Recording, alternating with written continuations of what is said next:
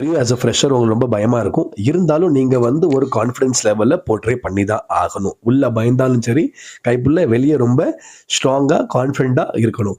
2வது விஷயம் நீங்க தைரியமா பேசுங்க. உங்க ஃப்ரெண்ட்ஸ்ட்ட வீட்லலாம் எப்படி பேசுறோம் நம்ம, அதே மாரி தைரியமா நீங்க வந்து ஹெச்ஆர்ட்டயும் போய் பேசுங்க. கேட்ட கேள்விக்கு பதில் சொல்லுங்க. ம், ஆ, இல்ல அப்படின்னு சொல்ல வேண்டாம். ஒரு ஃபுல் சென்டென்ஸா கேட்ட கேள்விக்கு அழகா நீங்க பதில் சொல்லுங்க.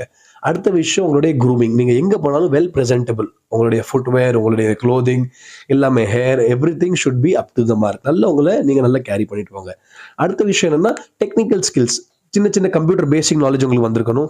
மைக்ரோசாஃப்ட் எக்ஸெல், வேர்ட், பிபிடி இந்த டிசைனிங் சில விஷயங்கள்லாம் இருக்கு. அந்த மாரி விஷயங்கள் உங்களுக்கு தெரிஞ்சிருக்கணும். அடுத்த விஷயம் என்னன்னா, கிரிட்டிக்கல் திங்கிங். ஒரு நல்லபடியா ஒரு யோசிக்கிற தன்மை நமக்கு இருக்கணும். கிரியேட்டிவ் திங்கிங் அப்படின்னு சொல்லுவாங்க.